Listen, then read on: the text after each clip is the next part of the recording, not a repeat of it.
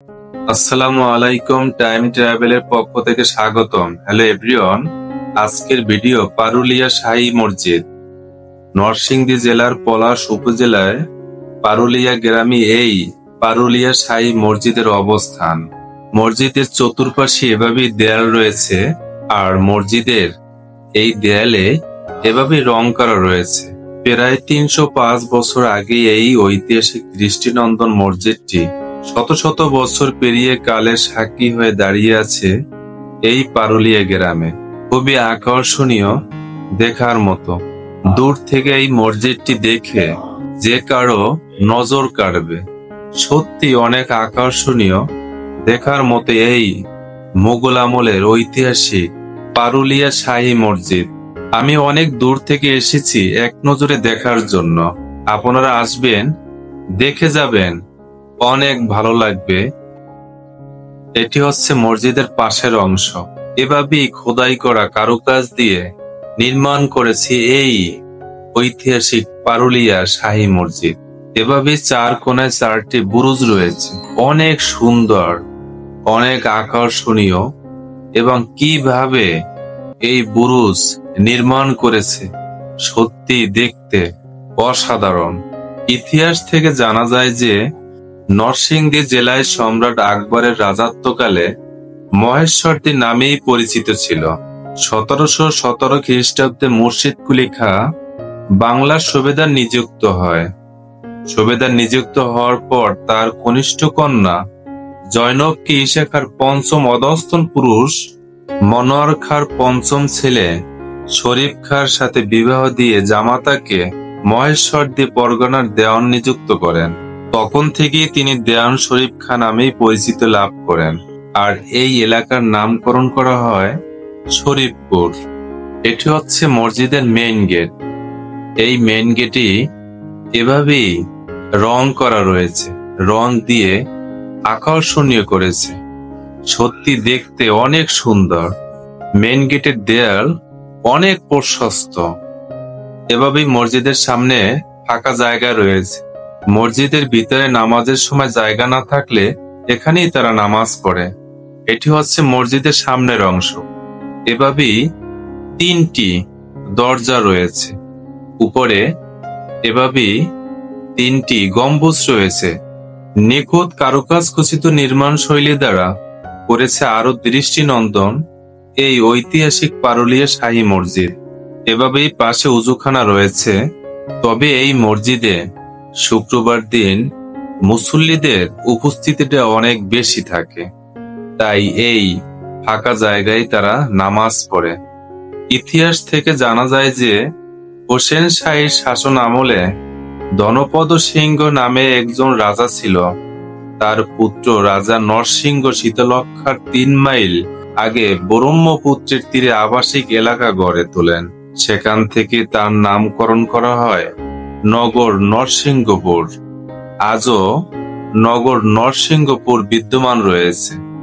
তবে কালের বিবর্তনে শরীফপুর নামের বিলুপ্ত ঘটেছে। তৎকালীন সময়ে ব্রহ্মপুত্র নদী দিয়ে বড় বড় পাল উড়িয়ে পালের নৌকা আসা যাওয়া করত।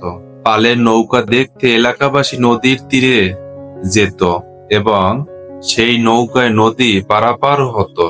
তখন থেকেই এর নামকরণ পরিবর্তন করা হয় পারুলিয়া। এটি হচ্ছে মসজিদের দরজা।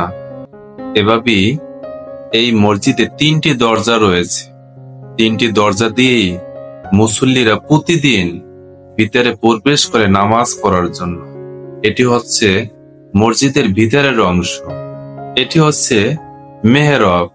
এই মেহরাবে দাঁড়িয়ে ইমাম সাহেব নামাজ পড়ান মুসল্লিদেরকে। আর এটি হচ্ছে মেহরাবের উপরের অংশ। খুবই সুন্দর দেখতে। প্রতিদিন এই মসজিদটি দেখার জন্য দর্শনার্থীরা আসেন এবং দেখে সবাই মুগ্ধ হয়। এই ঐতিহাসিক মসজিদটি ভালোভাবে সংস্কার করা হলে দর্শনার্থীদের জন্য একটি আনন্দের বিষয় হতো। কিছু কিছু জায়গায় দেয়ালে রং উঠে গেছে, তবে সে আগের মতো সৌন্দর্য হারিয়ে গিয়েছে। তবে এটি হচ্ছে মসজিদের গম্বুজ। ভিতর দিয়ে দেখতে এভাবে কত সুন্দর আর কত আকর্ষণীয় কিভাবে এই মসজিদটি নির্মাণ করেছে। 1719 খ্রিস্টাব্দে দেওয়ান শরীফ খাঁর স্ত্রী জয়নব বিবি এলাকার মানুষের চাহিদা মোতাবেক এই মসজিদটি নির্মাণ করেন। জনশ্রুতিতে রয়েছে যে ইরান, বাগদাদ ও ইয়েমেন দেশ থেকে কারিগর এনে এই মসজিদ নির্মাণ কাজ সম্পন্ন করা হয়। কতটা ভালোবাসলে বিদেশ থেকে কারিগর এনে মসজিদ নির্মাণ করে, সত্যি খুবই আকর্ষণীয়, দেখার মতো। যিনি এই মসজিদটি নির্মাণ করেছেন সত্যি তিনি আল্লাহওয়ালা লোক ছিলেন এবং পরেজগার ব্যক্তি ছিলেন, বিধায় বিদেশ থেকে দক্ষ কারিগর এনে এই মসজিদটি নির্মাণ করেছেন। স্থানীয়দের কাছে জানা যায় 1904 সালে প্রচন্ড ভূমিকম্পে মসজিদের ছাদে একটি ফাটল দেখা দেয়। তখন ভূমিকম্পে ধ্বংস হয়ে যায় দেওয়ান সাহেবের কাছারিঘর, নায়েব সাহেবের ভবন। এই মসজিদের দরজার উপরে একটি ফলক দেখা যায়। এই ফলকে লেখা আছে লা ইলাহা ইল্লাল্লাহু মুহাম্মাদুর রাসূলুল্লাহ, কার্দে জয়নব বিনতে নাসের, জজায়ে দেওয়ান শরীফ। কতটা ভালো মানুষ হলে এভাবে একটি ফলকে প্রথমে লা ইলাহা ইল্লাল্লাহু মুহাম্মাদুর রাসূলুল্লাহ লেখে তারপরে তাদের নাম লিখেছে। দেওয়ান শরীফ তিনি কতটা পরেজগার ছিলেন তা এই ফলক এবং এই মসজিদ দেখেই উপলব্ধি করা যায়। আপনারা আসবেন, দেখে যাবেন, অনেক ভালো লাগবে। এখানে হচ্ছে ঈশা খাঁর পঞ্চম অধস্তন পুরুষ দেওয়ান শরীফ খাঁ ও তার স্ত্রী জয়নব বিবির যুগল মাজার। এখানেই তাদের মাজার রয়েছে। আর এই মাজারের সামনেই এভাবেই অনেক দোকানপাট গড়ে উঠেছে। প্রতিদিন দূর দূরান্ত থেকে অসংখ্য মানুষ এবং দর্শনার্থীরা এই দেওয়ান শরীফ ও তার স্ত্রী জয়নব বিবির যুগল মাজার দেখার জন্য আসেন। অনেক সুন্দর এবং অনেক আকর্ষণীয়, দেখার মতো। এভাবেই চতুর্পাশেই ফাঁকা জায়গা রয়েছে, তার ভক্তরা এখানেই এসে সমবেত হয়। এই মাজারের উপরে একটি গম্বুজ রয়েছে, অনেক সুন্দর।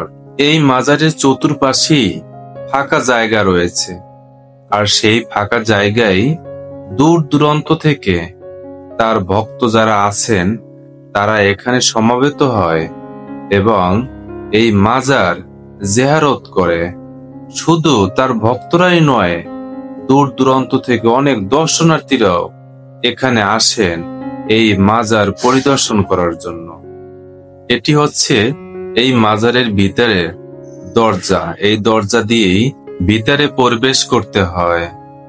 তবে স্থানীয়দের কাছে জানা যায় সরকার পতনের পরে এখানে এই মাজারের বিভিন্ন জায়গায় ভাঙ্গা হয়েছে। তার কারণ হচ্ছে এই মাজারে গান বাজনা হতো, তাই স্থানীয় যারা আলেম ওলামায়েরা রয়েছেন তারা এই মাজারের কিছু কিছু অংশ ভেঙে দিয়েছে। 1128 হিজরিতে দেওয়ান শরীফ খাঁ ইন্তেকাল করেন। তার স্ত্রীর শেষ ইচ্ছে অনুযায়ী পরের বছর জয়নব বিবি মারা গেলে স্বামীর পাশেই তাকে দাফন করা হয়। এখানে দেওয়ান শরীফ ও তার স্ত্রী জয়নব বিবি চিরনির্দেশ শায়িত অবস্থায় এখানে রয়েছেন। শত শত বছর ধরে এখানে চিরনির্দয় ঘুমিয়ে আছেন দুজনই পাশাপাশি। দেওয়ান শরীফ মারা যাওয়ার পরে স্ত্রী জয়নব বিবি আল্লাহর কাছে একটি আশা করেছিলেন যে তার স্বামী মারা যাওয়ার 1 বছর পরেই যেন তাকে দুনিয়া থেকে আল্লাহ নিয়ে যায়। তাই তার 1 বছর পরেই তিনি মারা যান। মারা যাওয়ার পরেই তাকে তার স্বামীর পাশেই সমাহিত করা হয়। কতটা ভালোবাসতেন তাকে, তাই এই দুটি সমাধি দেখেই বোঝা যায়। যদি এই ভিডিওটি ভালো লেগে থাকে কমেন্ট করে জানাবেন। পরবর্তীতে ভিডিও দেখার জন্য এই চ্যানেলটি সাবস্ক্রাইব করুন এবং বেল বাটনে ক্লিক করুন। আপনাদের উৎসাহ আমাকে সাহস যোগাবে।